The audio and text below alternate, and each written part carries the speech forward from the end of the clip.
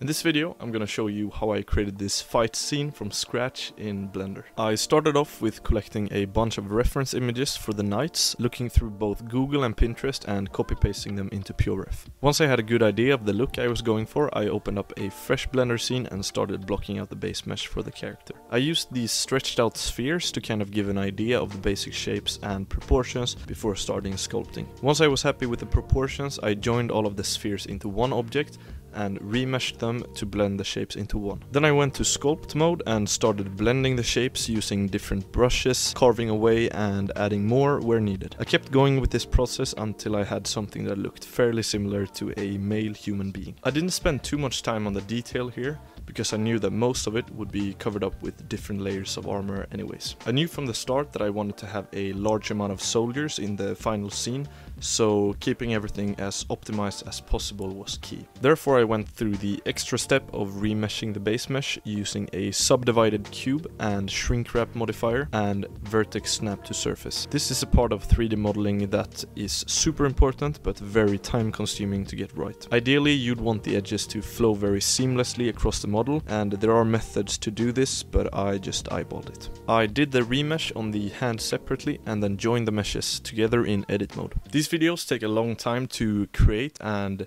YouTube doesn't compensate creators in this niche very well, so I thought it would be a good idea to reach out to some companies that I felt good about working with on this channel, and I was thrilled to hear back from Skillshare that they wanted to sponsor this video. If you're like me, you've probably heard about Skillshare from other creators here on this platform. They have classes in everything from photography and filmmaking to different business related topics and even cooking.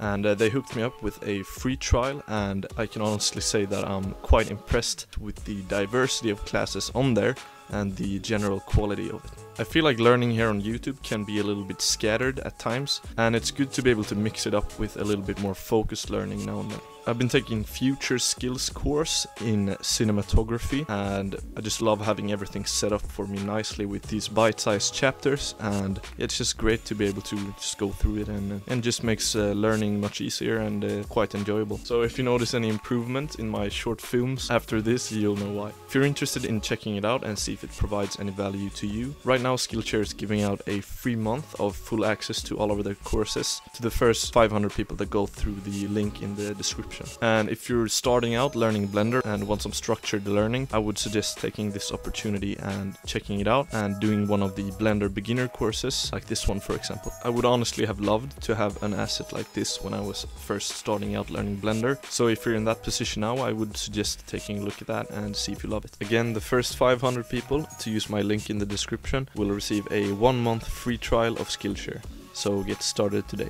Again, big thanks to Skillshare for bringing this video to you. Once the base mesh was looking good, I moved on to modeling the armor. I started off with making a couple of different variations of the helmet, then building out the mass of the armor using different plates in areas where it looked cool. To save time, I reused the same plates many times and changed them slightly where needed to fit the shape of the character. I used this same method for the gloves but with greater detail, so each finger had its own metal plates. Another thing I really wanted to do was to have some chainmail that could swing around the characters when they fought, and I thought about faking it using textures, but I wanted it to hold up even on the close-ups, so I had to make it for real. So I made this little low poly ring and used an array modifier to stack it a bunch of times with little offsets like this, and that left me with a big sheet of chainmail, which I could then cut out shapes from and use the surface deform modifier to sew it into clothing. I actually ended up redoing this, but for the arms and waist only, but I thought it was a cool method and I wanted to show it to you. To make the clothing, I duplicated parts of the base mesh and used cloth simulation on certain parts of it to get an organic look. When I was happy with the shape,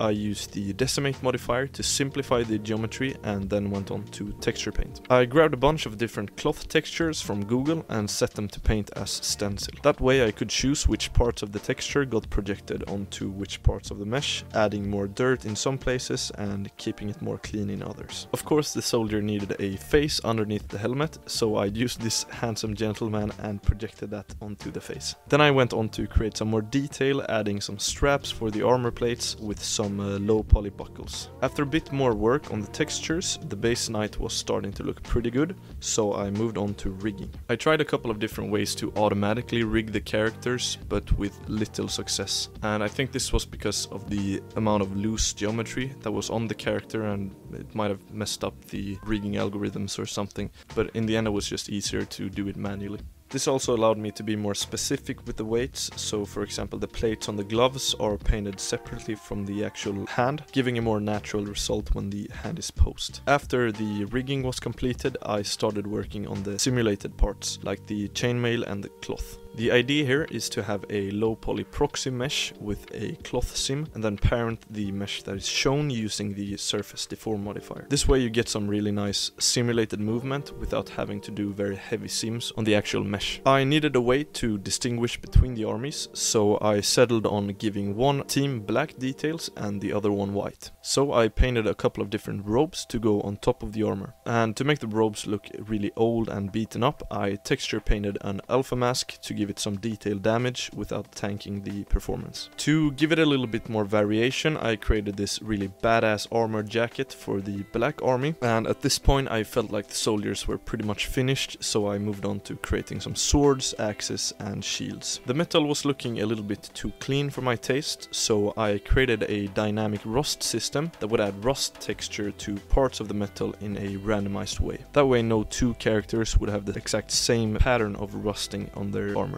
I then imported the rigged knight into Cascador and started animating. I really like this program for animation because of how much it helps with the posing, because they have some sort of algorithms and just makes the poses a lot more natural. But they've just changed it so that the free version can't export, which kind of defeats the whole purpose. But if you're interested in character animation, I would suggest taking a look at that and see if it helps you.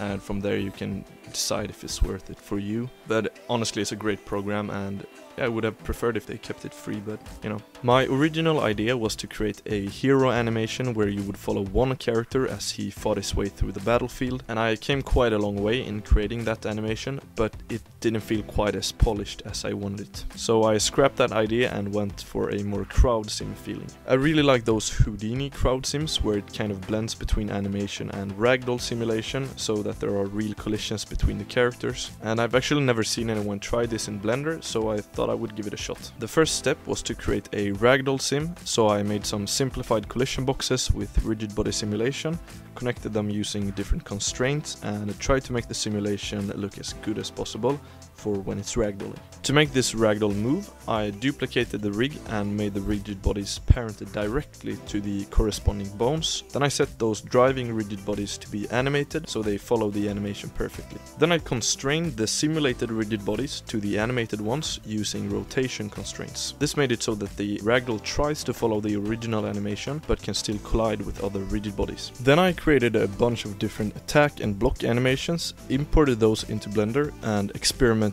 with the constraint weights. Looking back, I really wish I redid the sprint animation because, well, when all the animations I needed were imported into the scene, I started duplicating the soldiers and changing up the timing of their animations. To have the soldiers run towards each other, I simply rotated one side 180 degrees. It took some experimenting to get the simulation to where the soldiers ran into each other and stopped at the right time, but after a couple of tries I got it down pretty nicely. I wanted to have some of the soldiers fall onto the floor during the fight, so I keyframed some of the driving constraints to turn off at random times. Once I was happy with the simulation, I duplicated the blend file and baked it to keyframes. This allowed me to duplicate the entire army and make a simplified version for the background soldiers. To make it run smoother, I removed the simulated parts from the background soldiers and decimated the geometry a little bit.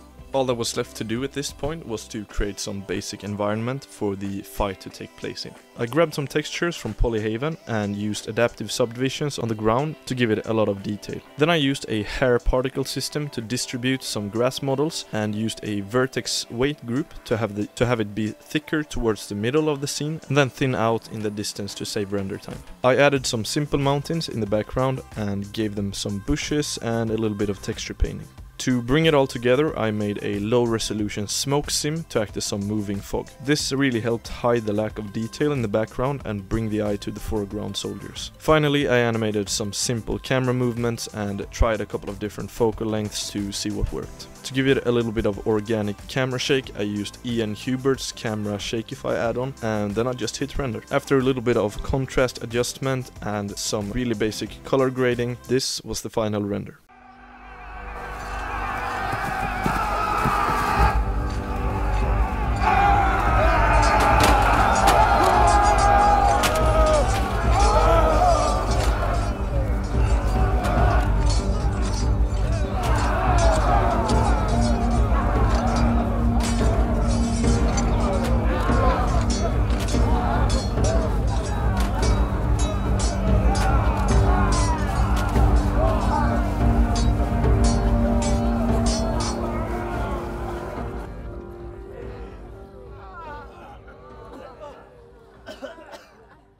I want to thank you so much for watching and take the opportunity to ask you to subscribe if you're interested in this kind of content and want to see more in the future. Right now we're at around 40,000 subscribers, which is absolutely insane when you think about it. Yeah, I'm just really grateful for each and every one of you. Take care of yourselves, keep blending, and I'll see you in the next video.